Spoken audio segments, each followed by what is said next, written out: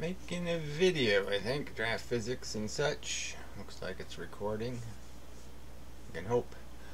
So anyway, interferometer will be the subject, and just go over some of the facts, if we can find any, regarding what's happening with interferometers and why there's been so little, at least publicly available details regarding what the theory is of exactly how this thing functions and creates the results they claim it to be capable of, and what tests have actually been done to demonstrate that it has the fineness of measuring capacity as they claim. So the different varieties of interferometer are all based on some idea of a beam splitter, which is always a little bit suspect in terms of how it functions, whether it can actually create two equal beams, that the beams aren't in some way or another distinctly different. The pattern is this traditional little squirrely pattern. You can also create a lined pattern, and that often happens with a simpler device that just has to do with the you can just put two pieces of glass on top of each other, and the dust layer in between them will create a thin film, which will cause internal reflections that will create the pattern. Very similar pattern. And again, you can choose different theories of function. I would definitely argue that this is an optical effect created in the surfaces of the glass, caused by internal reflections, and not what they think it is, which is somehow the photons themselves are interfering with each other and causing photons not to arrive where they're supposed to, theoretically. So anyway, we'll go through some of this and see if I'll make my points. That's all I can do. Make the argument. So we want the text first. Alright, so the interferometer. Yes. Logical flaws in the description of the function. So I'll just point out that there really isn't any theory that's offered in terms of how it actually works, and what we're left to believe from the general statements made. I would argue that logically it doesn't make any sense, and so some of these questions apply also to the two-slit. So let's understand these are foundational experiments to the whole theory of quantum mechanics and understanding of the magical photon and its capacity to create these phenomena. Again, I would argue, as with the two-slit, I think the obvious place to look for the cause is the complex matter that you're manipulating the photons with. And again, in this experiment, there's complex matter that you're forcing the photons to go through, or an obstacle course. And it is that obstacle course that is causing the effect, not anything the photons are doing. The photons are victims of the more complex matter you're imposed upon them. Alright, so so we got the two flaws. The beam splitting is one part, and the whole idea of interference is another part of the two parts to the subject. And then you have, when used to detect motion of ether or some other mechanism, there's this whole theory about how you can somehow arrange the experiment in some way where you can change path lengths of the photons. And I would sort of argue that you really can't do that, just as you can't do it in other circumstances. The whole time dilation stuff, where what's not taken into account is the fact that when you are moving, it changes what you have to do something, to say if I want to throw a baseball off a train that's moving away at 60 miles an hour, in essence, if I want to throw it to somebody at 60 miles an hour, I have to throw the baseball at 120 miles an hour. I have to overcome the speed I'm moving plus provide the new velocity. The same rules for catching.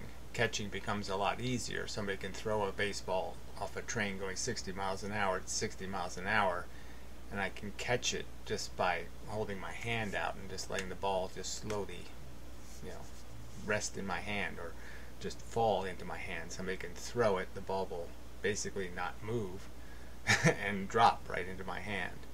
Where at 60 miles an hour for throw, I would have to catch it. So emitting and receiving are real events for the matter. So again, they have pretended that there's no function to emitting photons and receiving photons, and the matter does have to provide a function. It does have to catch, and it does have to throw, and those are different events when something's moving. Their velocity matters. Alright, a single photon interference versus multiple photon interference. Alright, so the point is, which is it? Can different photons interfere with each other, or do they need to be converted into a wave function that allows them to interfere with themselves? And so this question hasn't been answered. I haven't heard anybody explain in the interferometer whether single photons, if you put single photons into an interferometer, would the interferometer still work? Obviously it wouldn't be time sensitive, but would it still create a pattern representing the difference in the distances between the arms? So would the photons travel both paths? A single photon, would it split in two and travel both paths and then interfere with itself? Or are these two different photons that go to different paths and then somehow two different photons interfere with each other? And the people defending quantum mechanics provide no explanation. They take no position, as far as I can tell. They avoid having to, and they have no explanation for the apparent inconsistency in terms of coming up with a logical theory. Because the theory of two different photons who are not caused by some slit or some mechanism to have themselves wave function, and then if they are wave functioning, they're supposed to be doing it in some way where they have two components to their wave function. So then if it was two separate photons that had wave functions, you'd still have to explain how they got together. In experiments like the radar experiment, there's no mechanism that causes wave functions. There's nothing making the photons split or do any of that. So there's clearly just regular photons that are interfering with each other by their theory. So why the multiple functions? So again, these are the smallest, simplest things in the universe as far as we know, photons, and now they're giving it multiple capacities. The capacity to, in certain circumstances of unknown distinction, no way to tell the difference. I mean, what's the difference between two laser beams pointed towards each other and two radar guns pointed towards each other? Why would the radar interfere with each other, the photons, and the laser beams not? There's just no explanation for the inconsistency of these theories. Their evidence is not consistent, and they have no explanation for the inconsistency, and they don't even attempt to explain it. They just ignore its presence. They quote mine the evidence wherever possible and just avoid dealing with the paradoxical theory. It's a theory that has a paradox in it if you don't fix it. So in the interferometer, where does the interference happen? So we're given no real diagram of the magical place in the interferometer where this interference happens. Does it happen in the beam splitter? Does it happen after the beam splitter? Does it happen in the last leg of the experiment? Does it happen in some other point? Again, are the photons do they turn into wave functions that travel both legs? I mean, where's the mechanical drawing of how this interference works? Alright, using a half silver beam splitter, what prevents the light passing through being diffracted by the small apertures? So combining two of their theories, their Heisenberg uncertainty principle, their requirement that the smaller the aperture gets, the more unreliable where the photon's going to go, the more you can't know, and the more bizarre its trajectory can get. Well, by that fact, then the beam that would pass through the beam splitter the first time would be spreading, in the sense that most of the photons would have some large percentage of them would be diverging at some angle, so they would be spreading. And the beam that doesn't go through that layer first will go through the entire length of its journey, not diverging. And then you're going to combine a very divergent beam and then combine it with another beam that's only going to diverge in the last few inches of the experiment. So how is that acceptable in terms of saying that you have a control experiment, that you have some kind of that you're making some sort of logical comparison between two equal beams and you're going to measure path length? Because obviously a beam that's diverging, the path length will be longer because it's diverging. It's not taking a straight line anymore. Alright, what facts make a theory of internal reflection within the glass layer an impossible explanation for the pattern observed? So they have all these other experiments, even ones I've done on my porch, where you just have moisture on a piece of glass, just a layer of moisture, breath. And you can create the pattern through internal reflections inside the glass. And there's other science in optics where they have observed this. Like I say, I've seen the experiment where they just put two pieces of glass, heavy glass, on top of each other, shine light through it at the right angle, and they get a bar pattern comes out. And clearly a bar pattern, nothing gradual about it. Clearly complete dark, complete bright, complete dark, complete bright. And we get no explanation for that. Why that wouldn't be an indication that this is an optical effect, that doesn't have anything to do with interference. It has to do with the fact that photons are taking different paths to the destination, and that those paths are being defined by a known science of the fact that there's refractive indexes, and that light bends when it goes through mediums.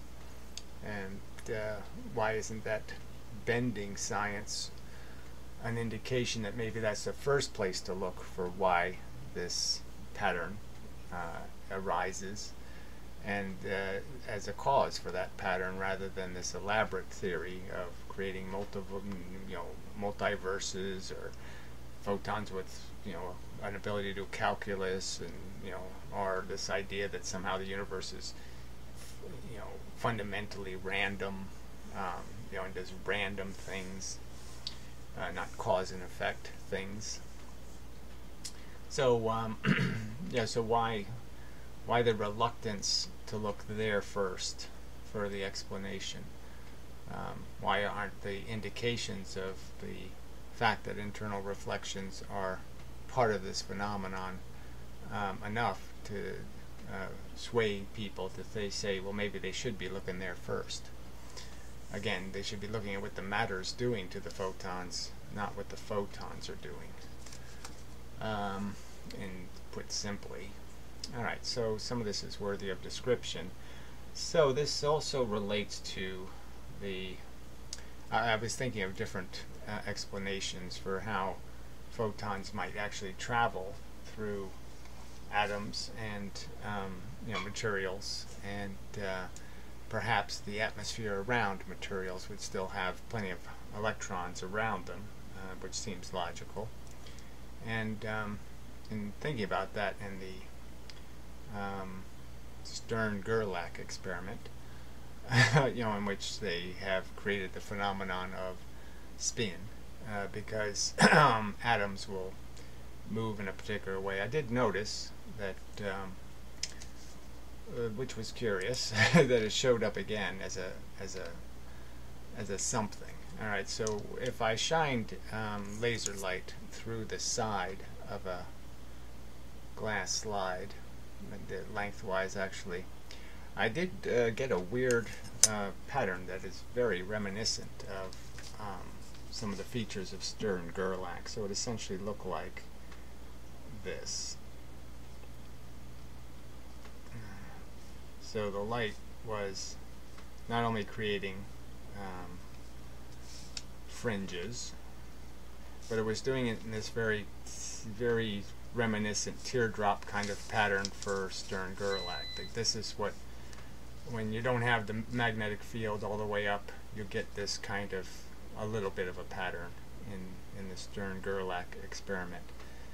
And so what you could clearly easily approximate is happening inside the glass layer when you shine the laser light through it is that the light is actually refracting off the internal surfaces at different angles and ending up coming out of the glass just randomly, 50-50-50. Half the stuff comes out of the bottom layer, half the stuff comes out of the top layer, and so you get a proportional pattern based on these internal reflections inside of the glass.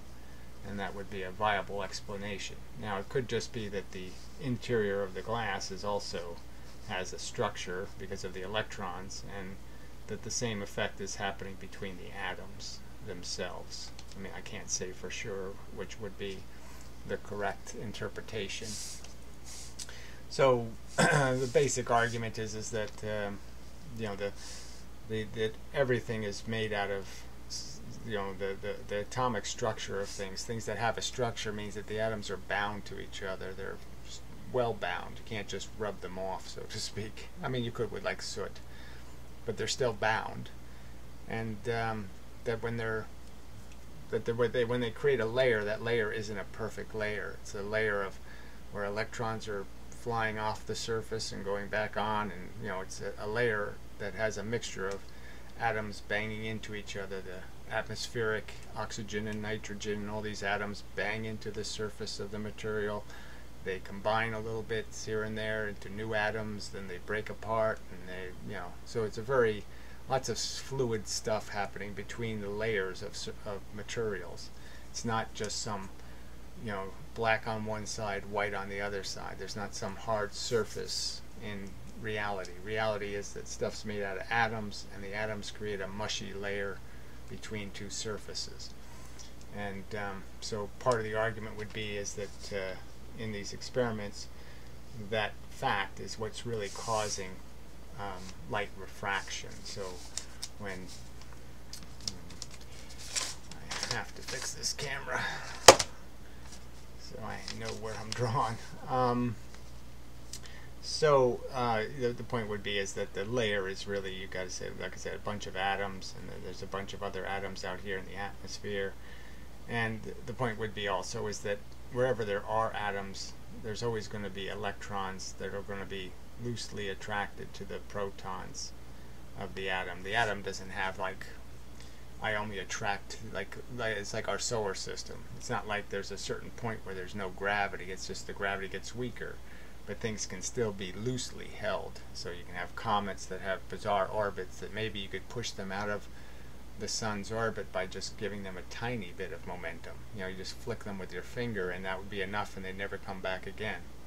And the same is true for electrons. They're going to be bound with all kinds of intensity. Behind the rigid atom, there's a bunch of other electrons that can be hanging around, but not mechanically, functionally attached in a very strong way.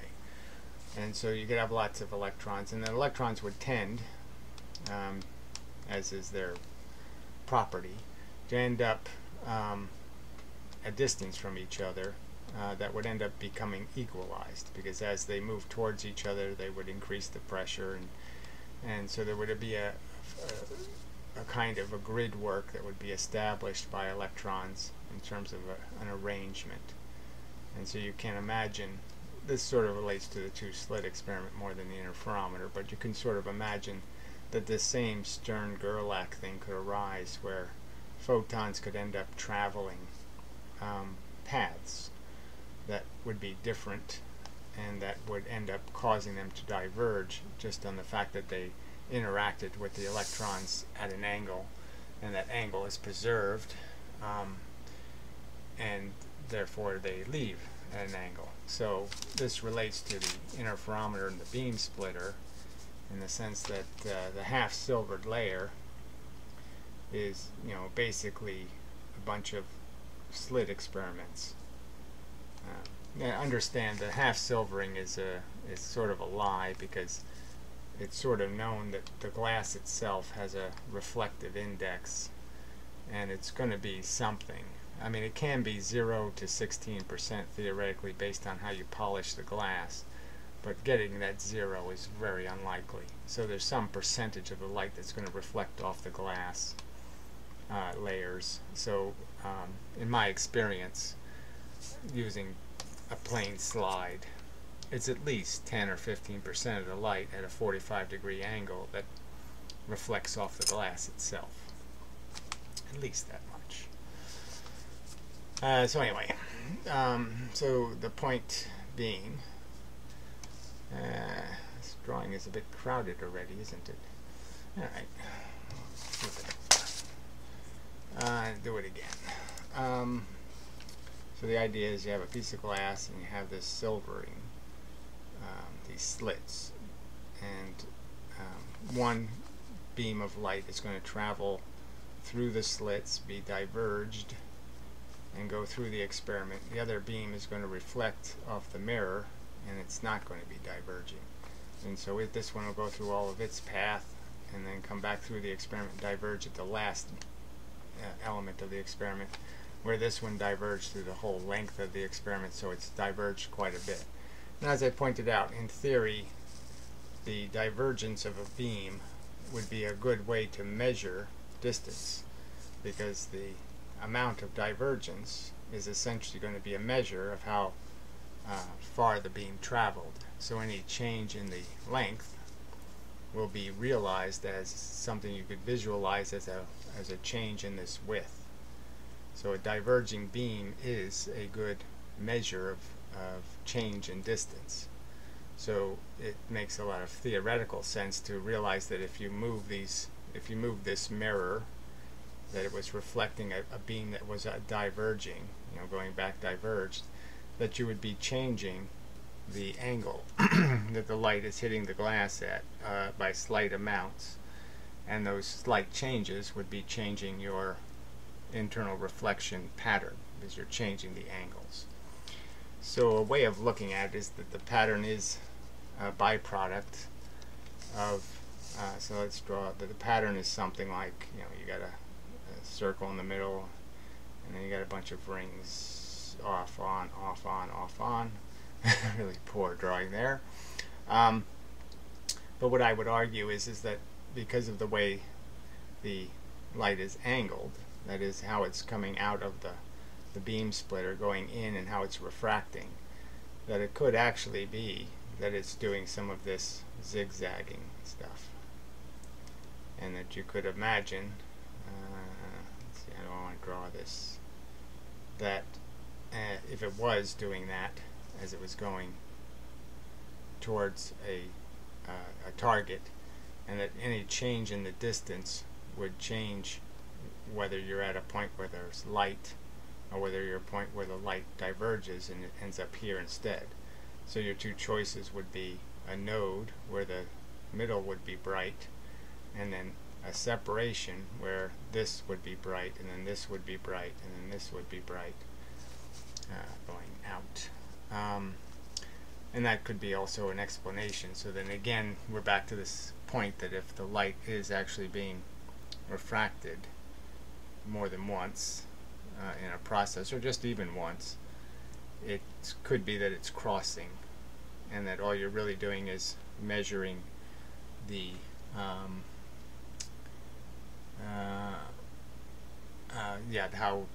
where the light left when it last left the glass in terms of that angle. So you're changing the angle of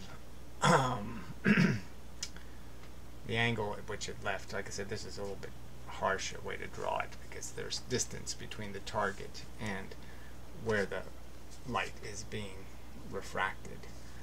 But anyway, alright, so let's see if there's any other points I want to make